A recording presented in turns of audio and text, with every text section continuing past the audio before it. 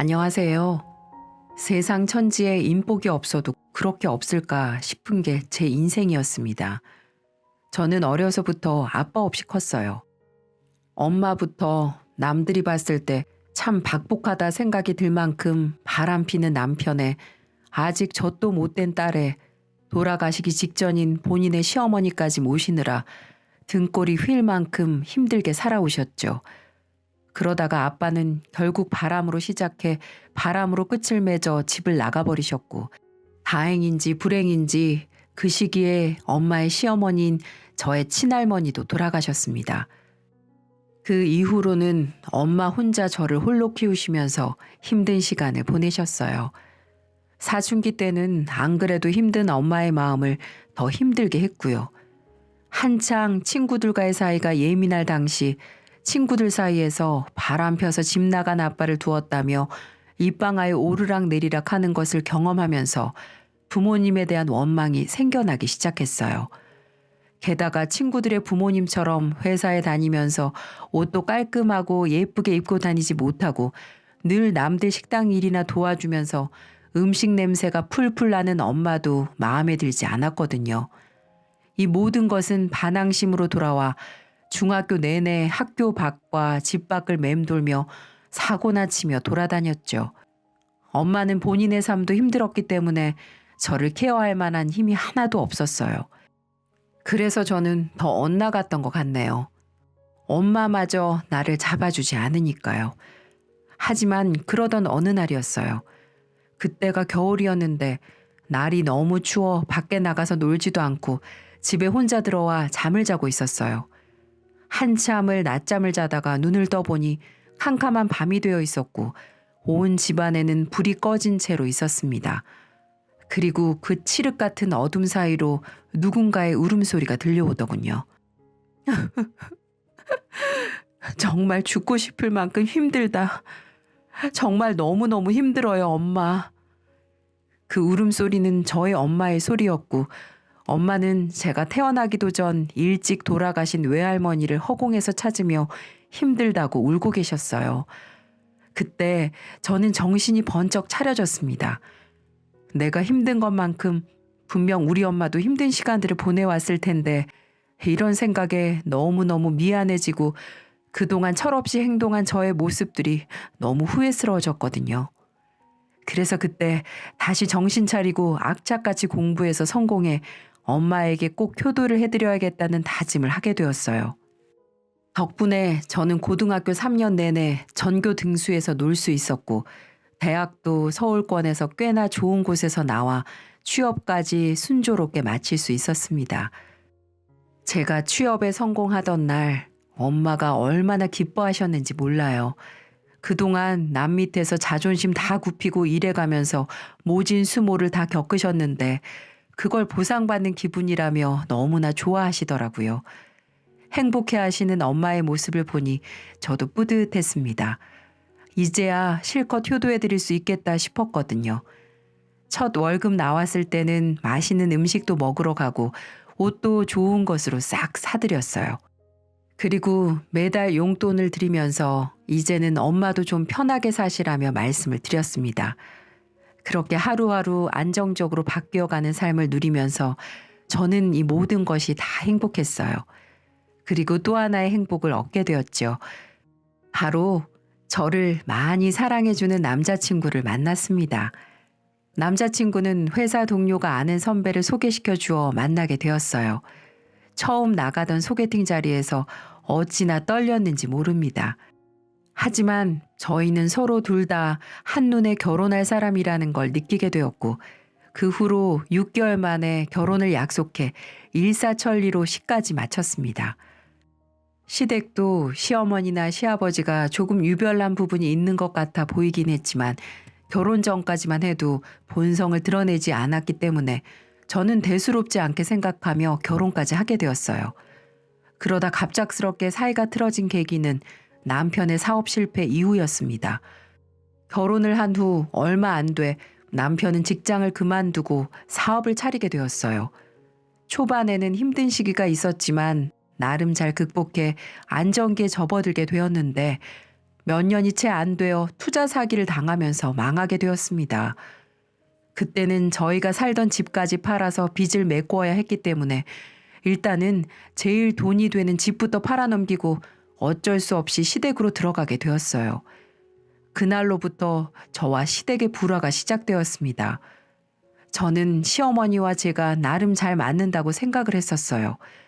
그렇게 깐깐하신 분도 아니었고 평소에 필요한 경우가 아니면 만나는 일도 별로 없었기 때문에 이렇게까지 서로 다른 줄은 몰랐었네요.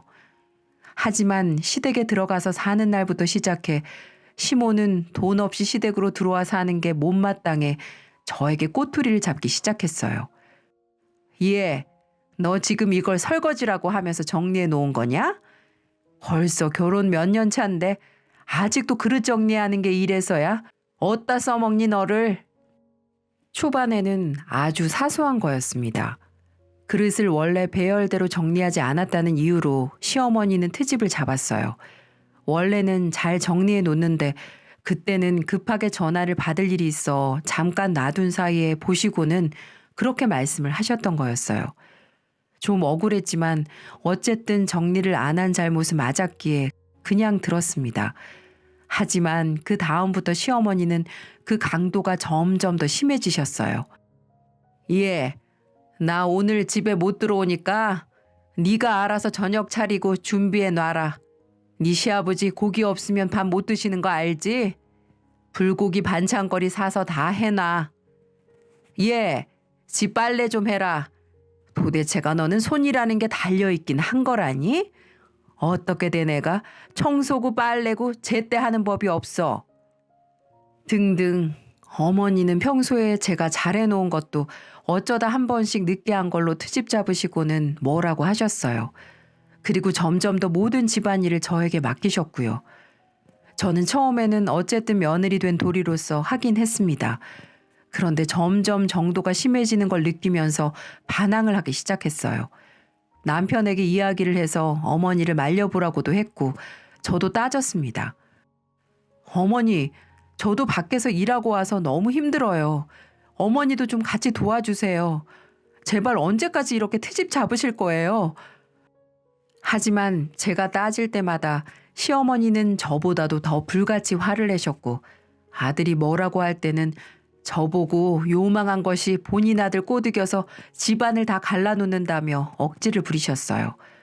그렇게 반복되는 상황에 저는 지쳐버려서 어머니가 뭐라고 하든 말든 어떻게든 빨리 돈 모아서 이 집을 나가자는 생각으로 미친 듯이 일만 했습니다. 그런데 불행은 왜 겹겹이 일어나는 걸까요? 저는 그 당시 무조건 돈만 모아야겠다는 생각에 빠져 일에 집중해 저희 친정엄마와 자주 연락도 못하고 있었어요. 근데 갑자기 엄마에게서 하나의 문자가 왔습니다. 아직도 그 문자는 잊혀지지가 않네요. 현지야, 정신 차리고 잘 들어. 엄마, 위암이란다. 몸이 요즘 부쩍 안 좋고 속이 안 좋아 병원 갔더니 의사가 그러네. 우리 현지, 엄마 걱정하지 말고 엄마가 이 세상에 너밖에 없는 거 알지? 미안하다. 이렇게 청천벽력 같은 문자가 날아왔습니다. 저는 그 자리에서 주저앉아 버릴 수밖에 없었어요. 세상에 단 하나뿐인 엄마를 잃어야 한다는 생각에 너무나 큰 상실감이 들었습니다. 그래서 곧바로 전화를 드렸더니 아무 말도 못하시고 울고만 계시더라고요. 차마 당신 딸에게 육성으로는 말을 못하시겠는지 계속 울기만 하셨습니다.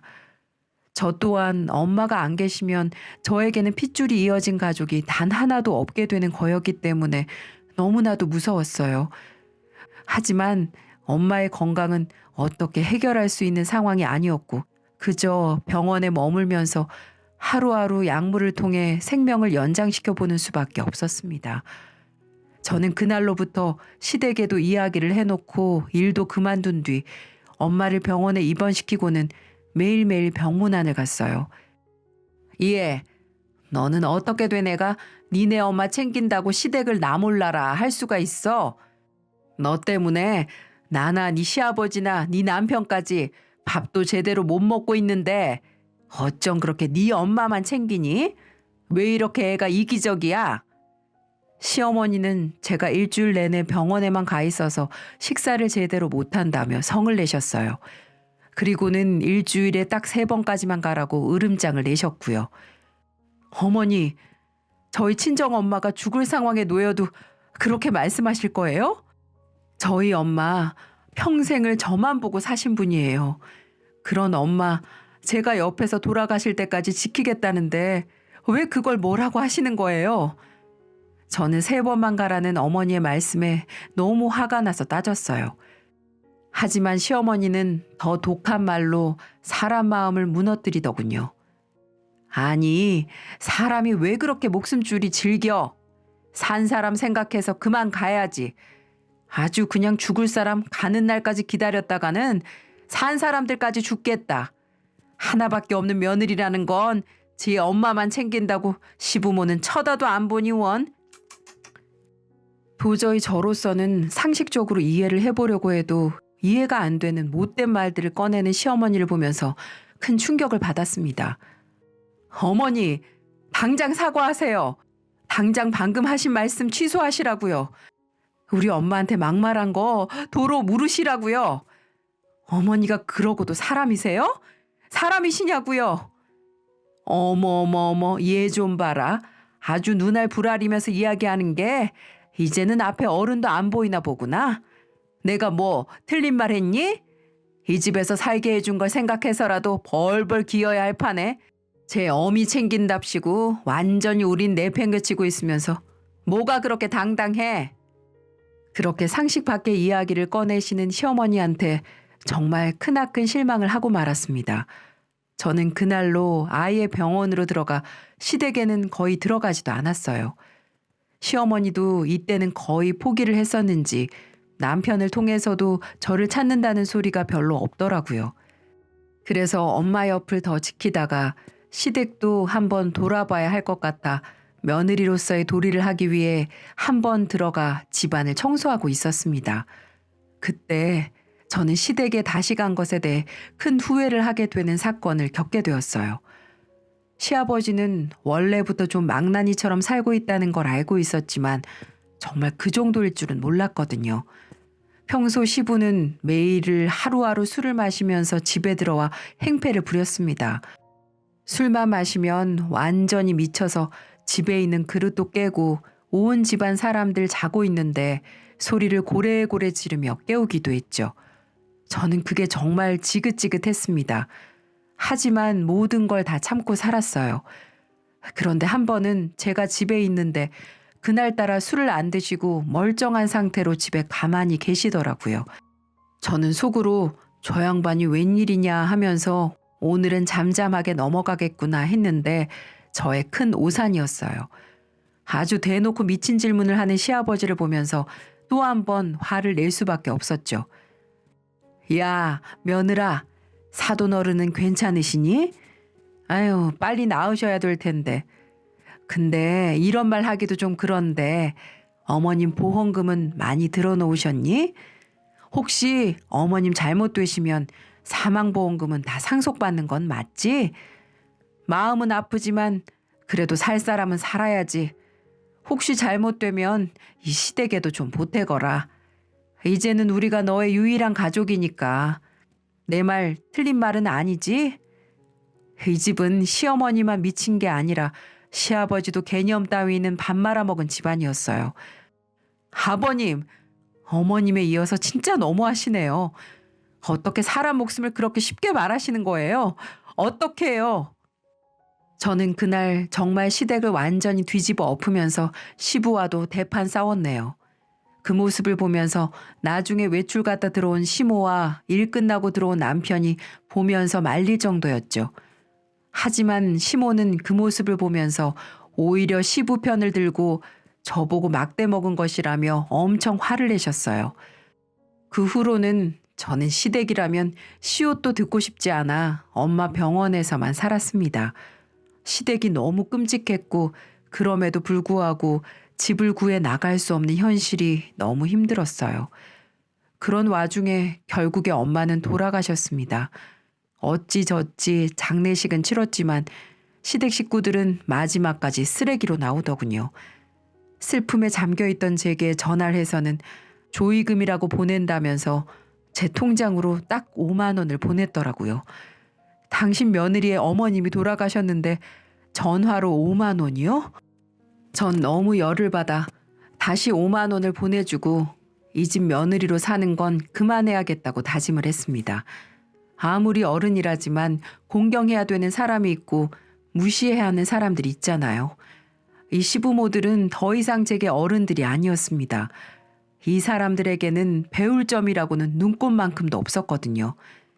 그러다 저에게도 드디어 그동안 그들에게 당했던 수모를 속 시원히 갚아줄 수 있는 기회가 생기게 되었어요.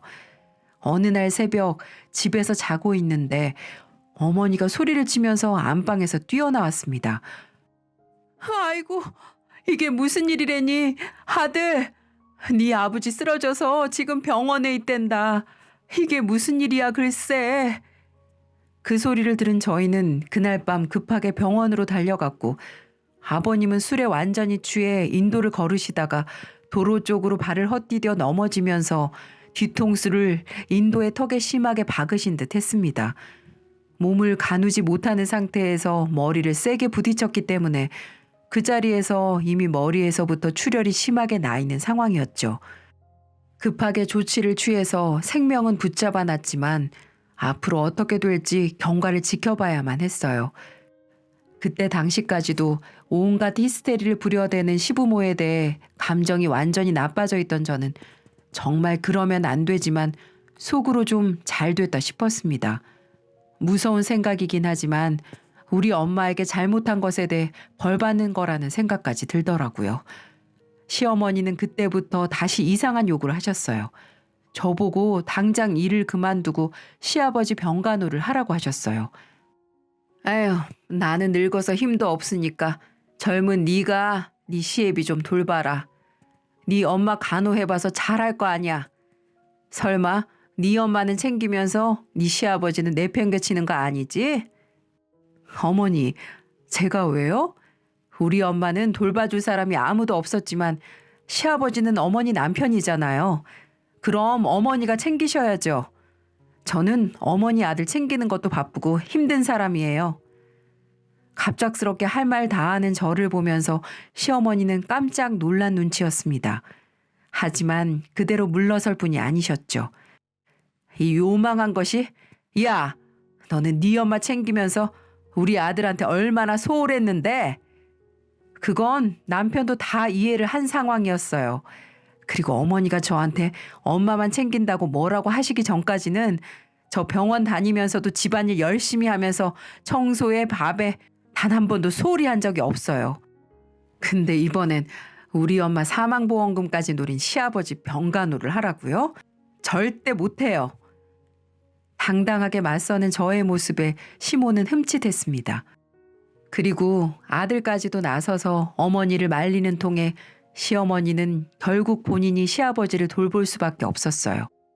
근데 솔직히 시어머니는 시아버지를 정성껏 돌보지도 않았습니다. 병원에서도 보호자를 찾을 정도로 저희 시어머니는 시부 병원에 좀채 가질 않으셨거든요. 어머니는 그래도 긴 세월을 같이 산 아버님이 걱정되지도 않는지 정말 병원에 머무는 시간이 적더라고요. 애정도 사랑도 의리도 없는 모습을 보면서 참 이해할 수 없는 종족이라 생각하며 보냈어요. 시아버지는 남편만 주말에 한 번씩 찾아가서 돌아보는 정도였습니다. 하루는 제가 보다가 안 되겠어서 어머니에게 말했어요. 어머님, 아버님한테 안 가보세요? 병원에서 잘 지켜주고 있는데 내가 왜 가야 하니? 정말 황당하고도 어이없기 짝이 없는 소리를 하는 걸 보면서 저도 한마디 더 했습니다. 아우 참, 어머니도 참 어머니답네요. 그런데도 아버지 저렇게 명줄 길게 오래도 사시는 걸 보면 두 분 다 대단하신 분들인가 봐요. 참 존경스럽네요. 뭐야? 너 지금 나 비꼬는 거냐? 어? 저의 도발에 어머니는 노발대발하면서 마구 화를 내셨어요. 하지만 그냥 물러설 저도 아니었죠. 네, 어쩜 그렇게 인정들이 없으신 건지 제가 참 놀라워서요. 이제야 이해가 되네요. 우리 엄마 아플 때도 그렇게 모진 말로 사람 속 뒤집어 놓으시더니 어머니는 애초에 가족한테라고는 애정이 눈꼽만큼도 없으신 분이었네요. 아니 이게 이 고이한 것이 속이 다 시원했어요. 그 뒤로 저는 두 분을 신경 쓰지 않으면서 살았습니다. 갑자기 잔뜩 흥분된 목소리로 남편이 어머니를 부르며 다급하게 들어왔습니다. 엄마, 잠깐 나와 보세요. 얼른요. 아유 참, 왜? 큰아버지한테 아버지 병원비 명목으로 돈 빌리셨어요? 뭐? 아니 갑자기 그건 왜 묻냐? 돈 빌리셨냐고요? 묻는 말에 먼저 대답부터 해주세요. 그래, 빌렸어. 내가 좀 쓸 데가 있어서 빌렸다. 왜? 어디에 쓰셨는데요?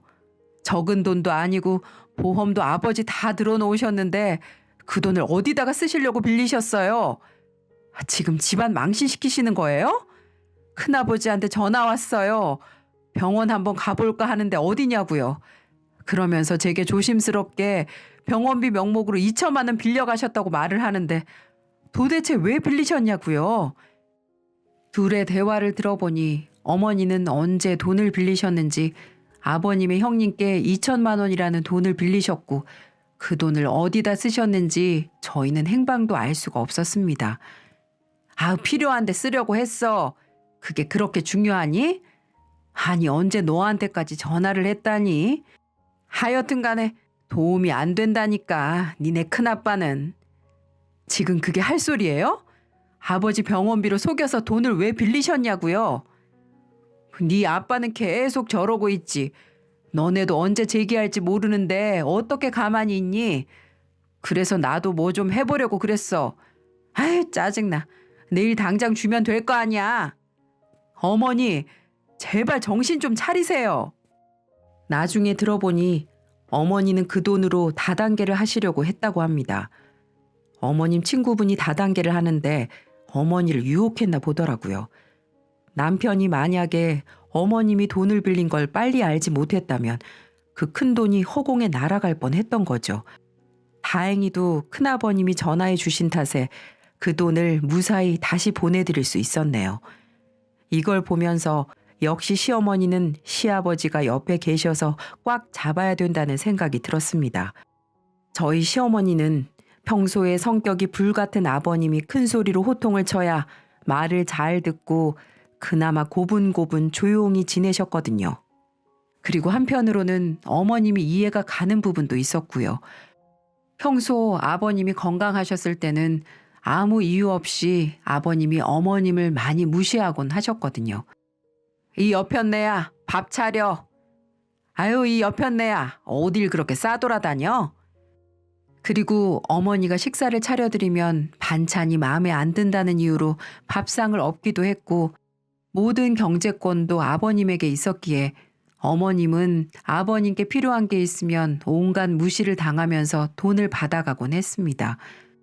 그래서 나중에는 어머님이 두 분이 싸우던 중에 이혼까지 요구를 하신 적도 한두 번이 아니셨죠.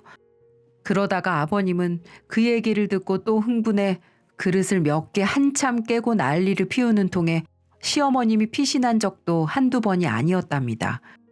그렇기 때문에 어머님은 평소에 아버님께 쌓인 게 많아서인지 병문안도 잘 안 가셨을 거예요. 한 번은 저한테 와서 아유 네 시아버지 나 그렇게 평소에 무시하더니만 아주 아무 말 없이 누워만 있으니까 내가 살겠어. 그 고의한 성격에 언제 그렇게 조용히 누워 있어 보겠어? 라고 말씀하신 적도 있었으니 얼마나 아버님을 평소에 미워했는지 예상해 볼 수 있었죠. 근데 그 후에 진짜 사건이 터지고 말았어요. 저희 둘 다 어머니를 포기한 채 알아서 하시라고 냅두고 있던 와중 어머님이 저한테 오셔서 뭔가를 물어보시더라고요. 저는 그때 뒷목을 잡을 수밖에 없었습니다. 예, 너는 니네 엄마 죽고 나서 돈 나온 것 없다니? 아니 저번에 네 시아버지랑 얘기하는 거 들어보니까 사망보험금 같은 거 나올 거 있는 것 같던데? 저는 이 말을 듣자마자 정말 눈이 뒤집히는 줄 알았습니다. 아니 어떻게 대놓고 이런 걸 물어볼 수 있는 건지 이분의 뇌가 정말 궁금해질 정도였어요. 그리고 저는 그 자리에서 화를 주체할 수 없어 마구 열을 토해냈습니다. 어머니, 진짜 가지가지 하시네요. 어떻게 그걸 또 물어보실 수가 있으세요? 없어요. 죽었다 깨어나도 없다고요. 이게 진짜 없으면 없는 거지 뭘 또 그렇게까지 화를 내고 그래. 에휴, 니네 엄마는 어떻게 죽어서도 너한테 도움 하나 안 된다니? 살아생전에 그렇게 고생을 시켰으면 끝에라도 좀 뭐라도 해야 할 것 아냐. 너무나 어이없는 소리에 저는 경악을 하고 말았습니다. 하지만 어머니는 거기에서 그치지 않더군요. 이번에 니네 시아버지 사망보험금이나 기다려야겠다. 어휴, 그 인간 뒤지면 나도 이제 떵떵거리며 살아야지. 이런 막말을 하시는 겁니다. 철저하게 자기중심적으로 생각하는 시어머니를 보면서 저는 더 이상 상종하고 싶지도 않았어요. 그래서 그 길로 퇴근 후 집으로 돌아온 남편에게 저는 이야기를 했어요. 여보, 나 더 이상은 어머니랑 못 살겠어. 우리 엄마 사망보험금 노리는 것도 모자라서 이제는 아버님 돌아가시고 나면 나올 것까지 벌써부터 생각하고 계신다고. 어떻게 사람이 그래? 나는 더 이상은 어머니랑은 같이 못 있겠으니까 당신이 선택해. 나랑 있을 건지 어머니랑 계속 같이 살 건지. 저의 이야기를 들은 남편도 흥분을 감추지 못하더니 그 자리에서 어머니 방으로 찾아가 이 집을 나가겠다고 엄포를 놓아버렸습니다. 어머니, 해도 너무하시네요. 쪽팔린 줄 아세요. 그깟 돈이 사람 목숨보다 소중해요? 왜 남의 목숨값을 어머니가 그토록 바라시는 건데요? 전 어머니가 이렇게 막 나가실 줄은 몰랐습니다. 저도 지친다고요. 언제까지 어머니 이해해줘야 되고 아들이란 이유로 떠받들어줘야 되냐고요. 이제는 저도 도저히 못 참겠습니다. 어머님 그 성격 이제는 도저히 못 맞춰드릴 것 같으니 저희 집 나가겠습니다. 그렇게 알고 계세요. 무슨 큰일 아니면 찾지도 마시고요. 라고 말하며 폭탄 선언을 해버렸어요. 그러자 시어머니는 그날은 니들 알아서 해라. 내가 뭐 눈 하나 깜짝할 것 같니? 돈도 없는 것들이 집 구할 때는 있고? 이렇게 깎아내리시더니 며칠 뒤 정말로 저희가 짐 싸서 나가려고 하니 남편에게 본인이 말이 심했던 것 같다며 나가지 말라고 애원을 하시더라고요. 참, 그 모습이 무슨 쥐새끼가 손바닥을 빌어가며 제발 가지 말라고 싹싹 비는 것 같이 보였습니다. 시어머니는 남편의 말이 그냥 해본 말이라고 생각을 하셨나 봐요. 돈도 없고 능력 없는 우리가 갈 곳이 없을 거라고 생각을 하셨겠죠. 그렇게 우리는 당차게 집을 나와버렸어요. 사실 저희 엄마가 남겨준 사망보험금이 있긴 했습니다. 저는 그 돈을 죽어도 쓰고 싶지 않았지만 남편과 상의를 해서 작은 집을 구해서 살기로 했습니다. 둘이 작은 집에서 사니까 불편한 점은 있지만 오히려 마음은 시댁에서 사는 것보다 훨씬 편한 것 같아요.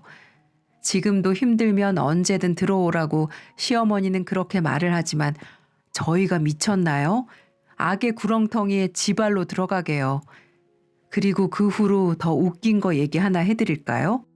병원에서 힘들 것 같다고 말을 한 시아버지는 긴 병원 생활 끝에 결국 어느 정도 사회생활을 할 정도가 되어서 병원에서 퇴원하시고 집으로 가셨습니다.